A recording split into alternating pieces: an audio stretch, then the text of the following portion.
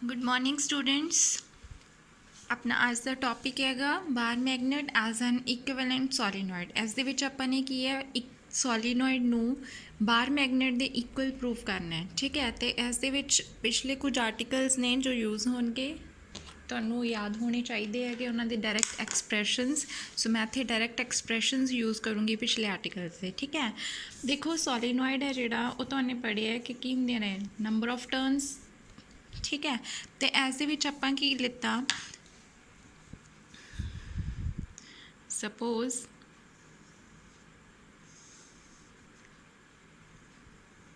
Internal portion show किया होया solenoid का। This is a axial line, this is a centre. ठीक है, पूरी लेंथ है जी वो 2L होंगी है। So this length is L।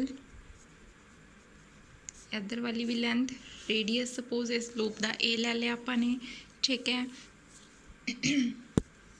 Suppose इस दे विचों एंटी क्लॉकवाइज आई करंट है जो फ्लो कर रहा है, तो जो भी लूप के एंटी क्लॉकवाइज करंट फ्लो कर दे then it behave like as a north. ठीक है, तो आपको पता है कि current loop as a magnetic dipole जी है एक्ट करती है।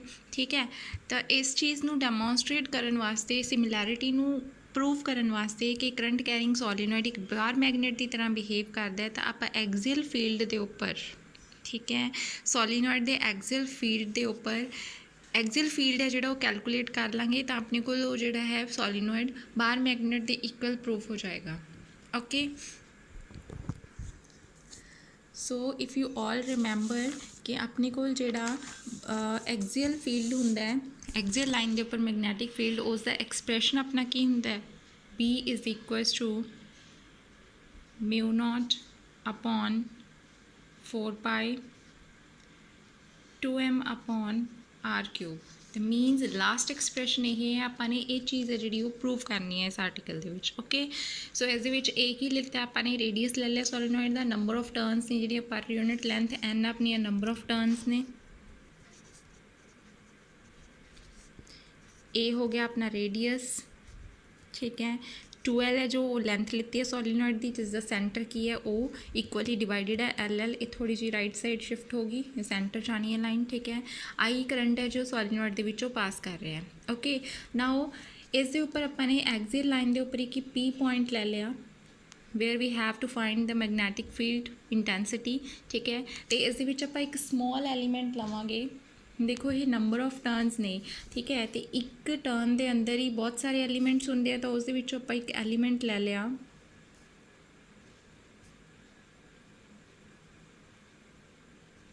सपोज दिस एलीमेंट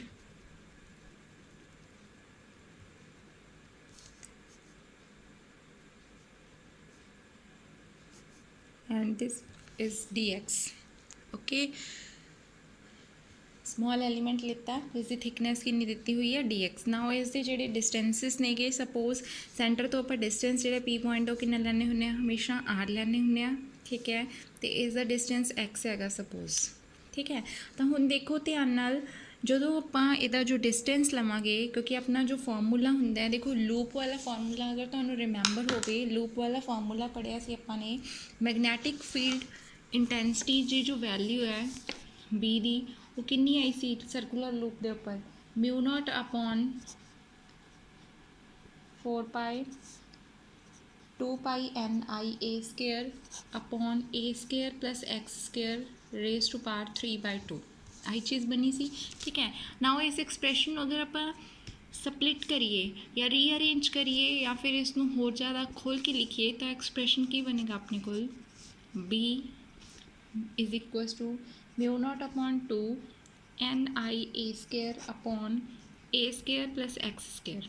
ठीक है, अगर मैं इतों N हटा दिनी हाँ, तो यह फॉर्मूला जोड़ा है एक टर्न के लिए आएगा। ठीक है, तो इत्थे अपने नंबर ऑफ टर्नस लिखियां ने, सपोज यही फॉर्मूला अपना इस आर्टिकल के विच देखो ध्यान नाल की बनेगा, सेम टू सेम फॉर्मूला इस दे विच आ जाएगा, क्योंकि हुण अपने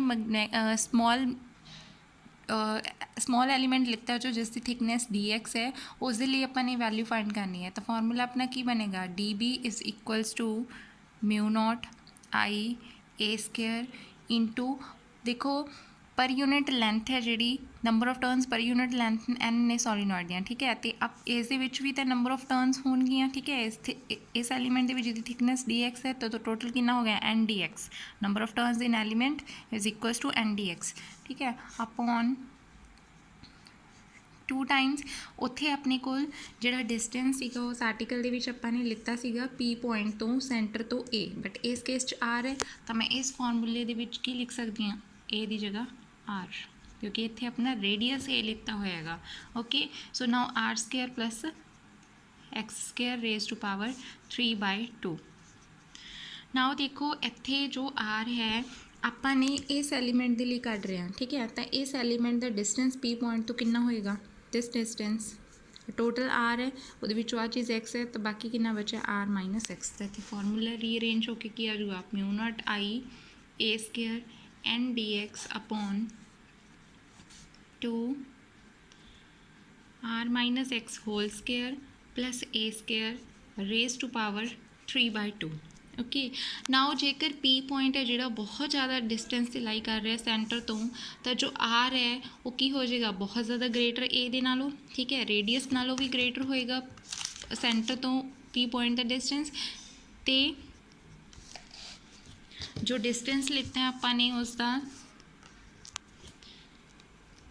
उस एलीमेंट का वो भी की होएगा R तो बहुत ज़्यादा ग्रेटर। तो इस फॉर्मूले दे विच आ चीज़ है जी R माइनस एक्स का whole square plus A square raise to power 3/2, इस अप्रोक्सीमेटली किस चीज़ के इक्वल लिख सकते हैं आप R³ दे, क्योंकि देखो एक्स है जोड़ा वो भी निगलैक्ट हो जाएगा, ए निगलैक्ट होएगा, रह जाऊगा सिर्फ R दी स्क्वायर दी पावर 3/2, स्क्वायर नाल 2 cancel, so only we get R³। Okay, so नवा फार्मूला अपने को की बनेगा D B is equal to mu not I N square N D X upon R³, बाकी चीज़ जीरो होगी, ठीक है। सो वैल्यू आ गई अपनी स्मॉल एलीमेंट की।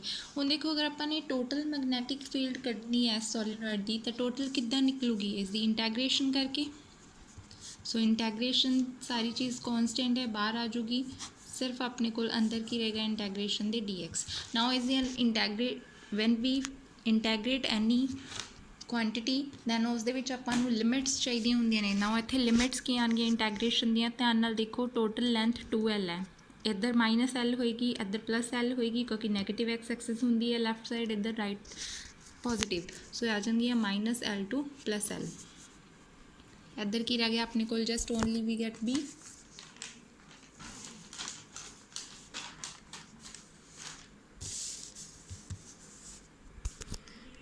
B is equals to mu not N I A square upon 2R³ integration उसकी dx की रह गई x, लिमिट्स पुट करोगे तो अपने को 2L बन जाएगी। मैं सीधा लिख रही हाँ, लिमिट्स पुट करके कि बन गया 2L, ठीक है। नाउ देखो आपने आह चीज़ बनानी है एक्सप्रैशन, ठीक है। तो आपको पता है अपने को इतने 4π होंगे, तो इतने एक स्टैप तो क्रैम करना पऊगा, multiply and divide right hand side by 2π, 2π के नाल मल्टीप्लाई करना है, 2π के नाल डिवाइड, तो अपने को एक्सप्रैशन आएगा mu not by 4π 2n into 2L I pi A square upon 2R³, multiply तो डिवाइड किया 2L दे नाल, सॉरी 2π दे नाल, ते 2π दे नाल ही डिवाइड, ठीक है। ना आपको पता है मैगनैटिक मूवमेंट है जी उसकी सॉलीनॉइड की कैपिटल M लैट कर ली सपोज अपने, तो अपन फॉर्मूला पता है M का की होंदा हैगा NIA, N is number of turns किन्नियां नेगियां, that is N per unit length, total length L होगी सॉलीनॉइड की, इंटू करंट किन्ना हैगा I पास कर रहे हैं एंटी क्लॉकवाइज डायरैक्शन दे विच, ते एरिया की होएगा उसका पाई R² हुंदा है, बट इत्थे A है अपना रेडियस, सो A², ठीक है। नाउ यही वाला फार्मूला अब इक्वेशन से अपनी B is equals to mu not upon 4π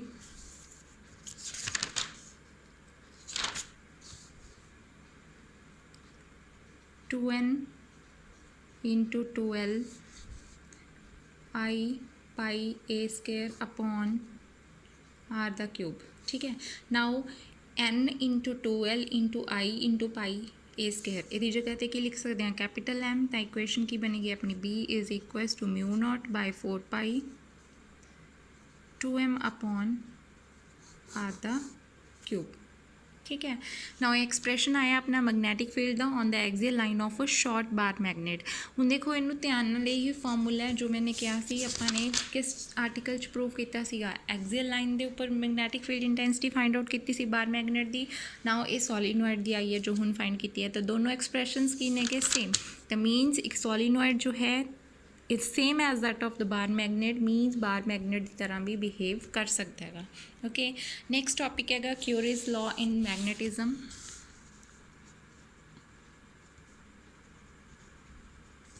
curies law की है, देखो क्यूरी ने डिस्कवर किया सीगा कि जो इंटेंसिटी ऑफ मैगनेटाइजेशन हैगी पैरामैगनैटिक सबसटांसिस दी, पैरामैगनैटिक सबसटांसिस नैक्सट टॉपिक दे विच आपां करांगे जो वीकली रिपैल्ड होंदे नेगे। ठीक है, बायोमैगनैटिक फील्ड।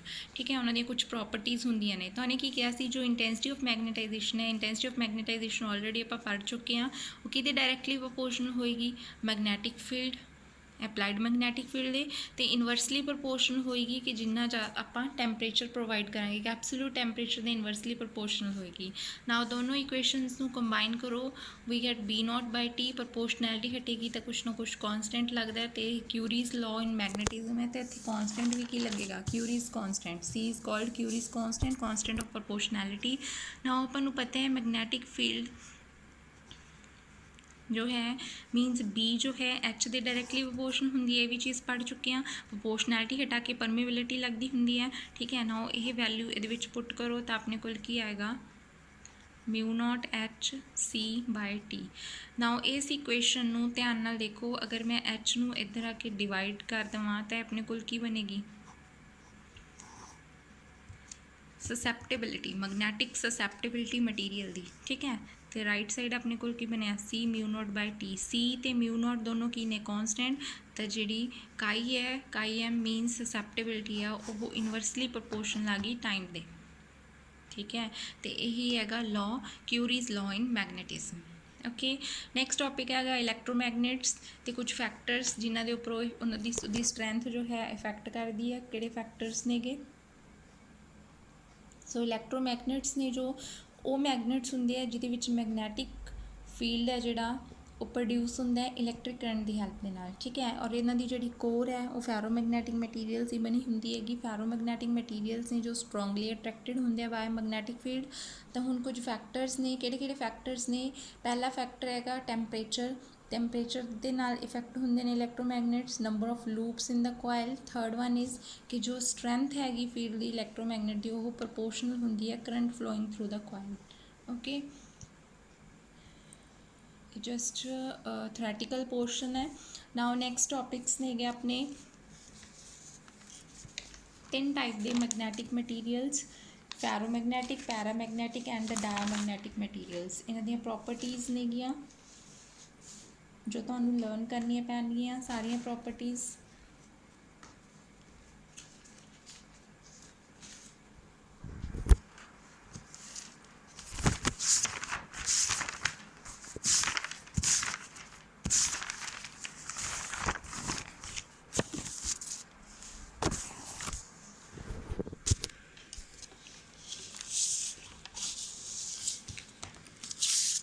सब तो पहला टॉपिक है देखो डायामैगनैटिक मटीरियल्स। डायामैगनैटिक मटीरियल्स ने जिहड़े वो मटीरियल्स होंगे हैं जो वीकली मैगनेटाइज्ड होंगे है, वीकली रिपैल्ड कह सकते हैं, जिवें वाटर हो गया, अल्कोहल हो गया, ग्लास हो गया, गोल्ड हो गया, सारे की ने डायामैगनैटिक मटीरियल्स। अगे इन्हां दी प्रॉपर्टीज़ ने वीकली रिपैल्ड बाय मैगनेट।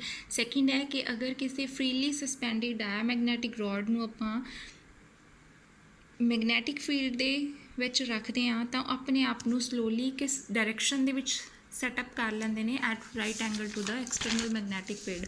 थर्ड है कि जेकर आपां मैगनैटिक फील्ड दे विच रखते हैं डायामैगनैटिक मटीरियल्स नूं तो जिहड़ियां लाइनस ऑफ फोर्स ने मैगनैटिक लाइनस ऑफ फोर्स वो कदे भी उस दे विचों पास नहीं करदियां, साइड्स तो पास कर जांदियां ने बट उस मटीरियल चों पास नहीं करदियां।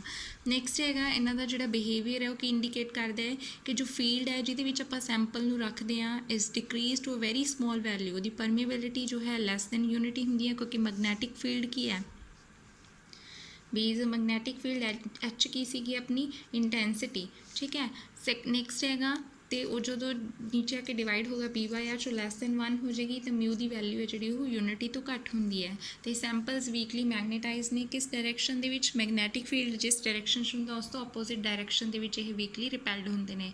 ਫਲਕਸ ਡੈਂਸਿਟੀ ਹੈ ਜਿਹੜੀ ਡਾਇਮੈਗਨੈਟਿਕ ਮਟੀਰੀਅਲਸ ਦੇ ਵਿੱਚ ਉਹ ਲੈਸ ਹੁੰਦੀ ਹੈ, means number of flux density ਕੀ ਸੀਗੀ, ਕਿੰਨੀਆਂ ਨੰਬਰ ਆਫ ਲਾਈਨਸ ਪਾਸ ਕਰਦੀਆਂ ਨੇਗੀਆਂ ਸਰਫੇਸ ਤੋਂ ਪਰਪੈਂਡੀਕੂਲਰਲੀ। ਸਸੈਪਟੇਬਿਲਿਟੀ ਦੀ ਵੈਲਿਊ ਹੈ ਜਿਹੜੀ ਸਮਾਲ ਨੈਗੇਟਿਵ ਵੈਲਿਊ ਹੋਏਗੀ, ਕਿਉਂਕਿ ਆਈ ਦੀ ਵੈਲਿਊ ਕੀ ਹੋਏਗੀ ਘੱਟ, ਤੇ ਸਸੈਪਟੇਬਿਲਿਟੀ ਵੀ ਕੀ ਹੋਏਗੀ ਘੱਟ। ਇੰਟੈਂਸਿਟੀ ਆਫ ਮੈਗਨੇਟਾਈਜੇਸ਼ਨ ਹੋਈ ਸੇਮ ਸਮਾਲ ਹੋਏਗੀ। ਕਿਊਰੀਜ਼ ਲਾਅ ਨੂੰ ਇਹ ਓਬੇ ਨਹੀਂ ਕਰਦੇ ਹੈਗੇ, ਠੀਕ ਹੈ, ਬਿਕੋਜ਼ ਦੇ ਆਰ ਵੀਕਲੀ ਰਿਪੈਲਡ। ਕਿਉਂਕਿ ਕਿਊਰੀ ਨੇ ਕੀ ਕਿਹਾ ਸੀਗਾ ਕਿ ਜੋ ਕਰੰਟ ਹੈ ਉਹ ਡਾਇਰੈਕਟਲੀ ਪ੍ਰਪੋਰਸ਼ਨਲ ਹੈ ਮੈਗਨੈਟਿਕ ਫੀਲਡ ਦੇ, ਬਟ ਇਹ ਤਾਂ ਵੀਕਲੀ ਰਿਪੈਲਡ ਨੇ ਮੈਗਨੈਟਿਕ ਫੀਲਡ ਤੋਂ, ਤੇ ਕਿਊਰੀਜ਼ ਲਾਅ ਨੂੰ ਓਬੇ ਨਹੀਂ ਕਰਦੇ ਹੈਗੇ। ਡਾਇਮੈਗਨੈਟਿਕ ਮਟੀਰੀਅਲਸ ਦਾ ਜਿਹੜਾ ਬਿਹੇਵੀਅਰ ਹੈ ਉਹਨਾਂ ਉੱਤੇ ਕੋਈ ਇਫੈਕਟ ਨਹੀਂ ਪੈਂਦਾ ਟੈਂਪਰੇਚਰ ਦੇ ਇਫੈਕਟ ਦੇ ਨਾਲ। ਨੈਕਸਟ ਹੈਗਾ, ਜਦੋਂ ਡਾਇਮੈਗਨੈਟਿਕ ਲਿਕੁਇਡ ਨੂੰ ਯੂ ਟਿਊਬ ਦੇ ਵਿੱਚ ਰੱਖ ਦਿਓਗੇ ਤਾਂ 2 ਲਿੰਬਸ ਨੇ ਸਾਈਡਸ 'ਤੇ, ਅਗਰ ਉਹਦੇ ਵਿੱਚ ਲਿਕੁਇਡ ਫਿਲ ਕਰ ਦਿਓ ਕੋਈ ਵੀ, ਤਾਂ ਜਿਹੜੀ ਸਾਈਡ ਜਿਸ ਲਿੰਬ ਦੇ ਨੂੰ ਐਕਸਟਰਨਲ ਮੈਗਨੈਟਿਕ ਫੀਲਡ ਅਪਲਾਈ ਕਰਦੇ ਹੋ ਤਾਂ ਉਸ ਲਿੰਬ ਦੇ ਵਿੱਚੋਂ ਜਿਹੜਾ ਲਿਕੁਇਡ ਹੈ ਉਹ ਫੋਲ ਕਰਦਾ ਹੈ as compare to the second limb. Next ਹੈਗੀ ਲਾਸਟ ਪ੍ਰੋਪਰਟੀ,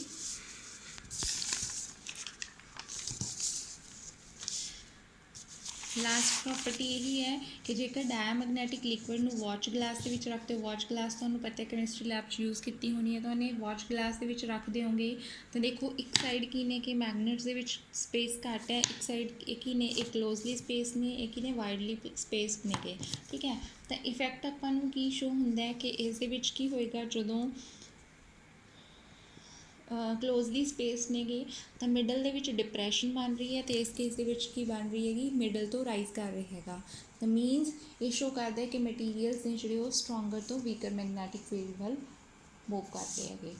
ਨੈਕਸਟ ਨੇਗੇ ਆਪਣੇ ਪੈਰਾਮੈਗਨੈਟਿਕ ਮਟੀਰੀਅਲਸ।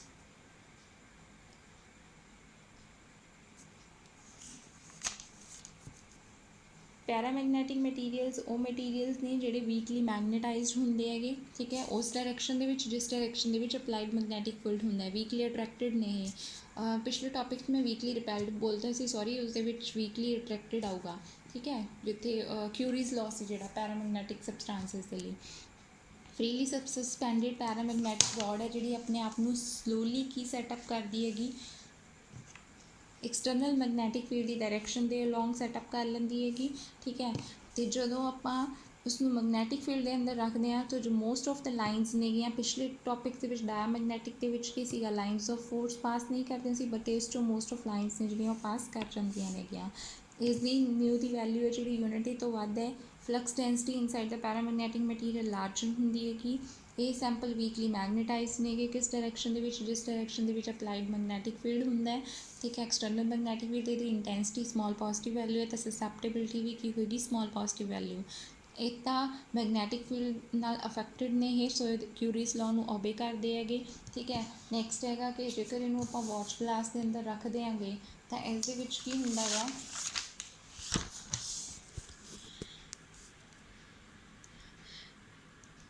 ਇਸ ਦੇ ਵਿੱਚ ਕਲੋਜ਼ਲੀ ਸਪੇਸ ਨੇ, ਇਸ ਦੇ ਵਿੱਚ ਕੀ ਨੇਗੇ, ਵਾਈਡਲੀ ਸਪੇਸ ਨੇ, ਤਾਂ ਇਸ ਦੇ ਵਿੱਚ ਕੀ ਹੋਏਗਾ, ਫਸਟ ਕੇਸ ਦੇ ਵਿੱਚ ਰਾਈਜ਼ ਕਰਦਾ ਹੈਗਾ ਜਦੋਂ ਕਲੋਜ਼ਲੀ ਸਪੇਸ ਨੇ, ਜਦੋਂ ਵਾਈਡਲੀ ਸਪੇਸ ਨੇ ਮੈਗਨੇਟਸ ਤਾਂ ਉਸ ਦੇ ਵਿੱਚ ਕੀ ਹੋਏਗਾ, ਉਹ ਡਿਪਰੈਸ਼ਨ ਬਣ ਜਾਂਦਾ ਸੈਂਟਰ ਦੇ ਵਿੱਚ। ਅਤੇ ਇਹਨਾਂ ਦੇ ਉੱਤੇ ਬਹੁਤ ਇਫੈਕਟ ਪੈਂਦਾ ਟੈਂਪਰੇਚਰ ਦਾ, ਕਿਉਂਕਿ ਇਹ ਮੈਗਨੇਟਾਈਜ਼ ਅਟਰੈਕਟਿਡ ਐਕਸਟਰਨਲ ਮੈਗਨੈਟਿਕ ਫੀਲਡ ਨਾਲ ਵੀਕਲੀ ਅਟਰੈਕਟਿਡ ਨੇਗੇ।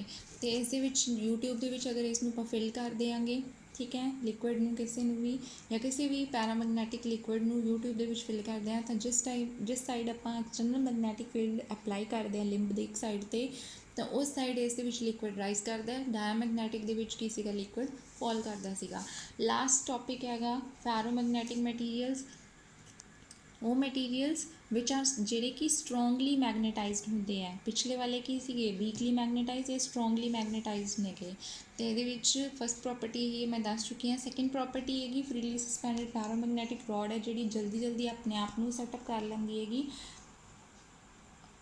ਐਕਸਟਰਨਲ ਮੈਗਨੈਟਿਕ ਫੀਲਡ ਦੀ ਡਾਇਰੈਕਸ਼ਨ ਦੇ ਵਿੱਚ, ਠੀਕ ਹੈ। ਅਤੇ ਜਦੋਂ ਉਸਨੂੰ ਮੈਗਨੈਟਿਕ ਫੀਲਡ ਦੇ ਵਿੱਚ ਰੱਖਦੇ ਹਾਂ ਆਪਾਂ ਫੈਰੋਮੈਗਨੈਟਿਕ ਮਟੀਰੀਅਲਸ ਨੂੰ, ਤਾਂ ਜਿਹੜੀਆਂ ਲਾਈਨਸ ਨੇ ਸਾਰੀਆਂ ਲਾਈਨਸ ਉਸ ਦੇ ਵਿੱਚੋਂ ਪਾਸ ਕਰਦੀਆਂ ਨੇਗੀਆਂ। ਅਤੇ ਇਸ ਦਾ ਬਿਹੇਵੀਅਰ ਇਹੀ ਇੰਡੀਕੇਟ ਕਰਦਾ, ਅਤੇ ਇਸ ਦੀ ਜਿਹੜੀ ਪਰਮੇਬਿਲਿਟੀ ਹੈਗੀ ਉਹ ਮੋਰ ਦੈਨ ਯੂਨਿਟੀ ਹੁੰਦੀ ਆ, ਠੀਕ ਹੈ। ਫਲਕਸ ਡੈਂਸਿਟੀ ਹੈ ਜਿਹੜੀ ਇਨਸਾਈਡ ਦਾ ਪੈਰਾਮੈਗਨੈਟਿਕ ਮਟੀਰੀਅਲ ਕੀ ਹੁੰਦੀ ਹੈਗੀ, ਲਾਰਜਰ ਹੁੰਦੀ ਹੈ ਦੈਨ ਇਨ ਏਅਰ। ਅਤੇ ਇਹ ਸੈਂਪਲਸ ਨੇ ਜਿਹੜੇ ਪੈਰਾਮੈਗਨੈਟਿਕ ਮਟੀਰੀਅਲਸ ਨੇ ਜਿਹੜੇ ਸਟਰੋਂਗਲੀ ਮੈਗਨੇਟਾਈਜ਼ਡ ਨੇਗੇ in the direction of magnetic field. Intensity of magnetization ਜ਼ਿਆਦਾ ਹੈ ਦੀ ਵੈਲਿਊ, ਪੋਜ਼ੀਟਿਵ ਵੈਲਿਊ, ਤਾਂ ਸਸੈਪਟੇਬਿਲਿਟੀ ਦੀ ਵੀ ਲਾਰਜ ਪੋਜ਼ੀਟਿਵ ਵੈਲਿਊ ਹੈ। ਕਿਊਰੀਜ਼ ਲਾਅ ਨੂੰ ਓਬੇ ਕਰਦੇ ਹੈ। ਲਿਕੁਇਡ ਅਤੇ ਗੈਸਿਸ ਸ਼ੋ ਨਹੀਂ ਕਰਦੀਆਂ ਫੈਰੋਮੈਗਨੇਟਿਜ਼ਮ। ਅਤੇ ਇਹਦੇ ਵਿੱਚ ਵੀ ਕੀ ਹੈਗਾ, ਕਲੋਜ਼ਲੀ ਸਪੇਸਡ ਹੋਏਗਾ ਤਾਂ ਸੈਂਟਰ ਤੋਂ ਰਾਈਜ਼ ਕਰੇਗਾ, ਅਤੇ ਜੇਕਰ ਵਾਈਡਲੀ ਸਪੇਸ ਨੇ ਤਾਂ ਡਿਪਰੈਸ ਹੋ ਜਾਏਗਾ ਸੈਂਟਰ ਤੋਂ, ਠੀਕ ਹੈ। 7th ਪ੍ਰੋਪਰਟੀ ਇਸ ਦੀ ਬਹੁਤ ਇੰਪੋਰਟੈਂਟ ਪ੍ਰੋਪਰਟੀ ਹੈ ਕਿ ਫੈਰੋਮੈਗਨੈਟਿਜ਼ਮ ਹੈ ਜਿਹੜੀ ਉਹ ਡਿਕਰੀਜ਼ ਹੋ ਜਾਂਦੀ ਹੈ ਟੈਂਪਰੇਚਰ ਦੇ ਵਧਣ ਦੇ ਨਾਲ। ਦੇਖੋ ਇੱਕ ਕ੍ਰਿਟੀਕਲ ਟੈਂਪਰੇਚਰ ਹੁੰਦਾ ਹੈ ਕਿਊਰੀ ਪੁਆਇੰਟ, ਠੀਕ ਹੈ, ਤਾਂ ਉੱਥੇ ਜਾ ਕੇ ਮੈਗਨੇਟਿਜ਼ਮ ਪ੍ਰੋਪਰਟੀਜ਼ ਨੇ ਜਿਹੜੀਆਂ ਮਟੀਰੀਅਲ ਦੀਆਂ ਡਿਸਅਪੀਅਰ ਹੋ ਜਾਂਦੀਆਂ ਨੇ, ਠੀਕ ਹੈ। ਕਿਉਂਕਿ ਉਸ ਟਾਈਮ ਦੇ ਉੱਪਰ ਜਿਵੇਂ ਜਿਵੇਂ ਟੈਂਪਰੇਚਰ ਵਧੀ ਜਾਂਦਾ ਹੈ ਤਾਂ ਜਿਹੜੇ ਫੈਰੋਮੈਗਨੈਟਿਕ ਮਟੀਰੀਅਲਸ ਨੇਗੇ ਆਪਣੀਆਂ ਪ੍ਰੋਪਰਟੀਜ਼ ਨੂੰ ਲੂਜ਼ ਕਰਕੇ ਪੈਰਾਮੈਗਨੈਟਿਕ ਸਬਸਟੈਂਸਿਸ ਬਣ ਜਾਂਦੇ ਹੈਗੇ। ਲਾਸਟ ਹੈਗਾ ਫੈਰੋਮੈਗਨੈਟਿਕ ਲਿਕੁਇਡ ਨੂੰ ਜਦੋਂ ਯੂਟਿਊਬ ਦੇ ਵਿੱਚ ਫਿਲ ਕਰ ਦਿਆਂਗੇ ਤਾਂ ਜਿੱਧਰ ਐਕਸਟਰਨਲ ਮੈਗਨੈਟਿਕ ਫੀਲਡ ਅਪਲਾਈ ਕਰ ਦਿਆਂਗੇ ਤਾਂ ਉਸ ਸਾਈਡ ਤੋਂ ਲਿਕੁਇਡ ਹੈ ਜਿਹੜਾ ਬਹੁਤ ਜ਼ਿਆਦਾ ਅਮਾਊਂਟ ਦੇ as compare to the second limb ਬਹੁਤ ਜ਼ਿਆਦਾ ਅਮਾਊਂਟ ਦੇ ਨਾਲ ਕੀ ਕਰ ਦੇਗਾ, ਰਾਈਜ਼ ਕਰ ਦੇਗਾ। Thank you.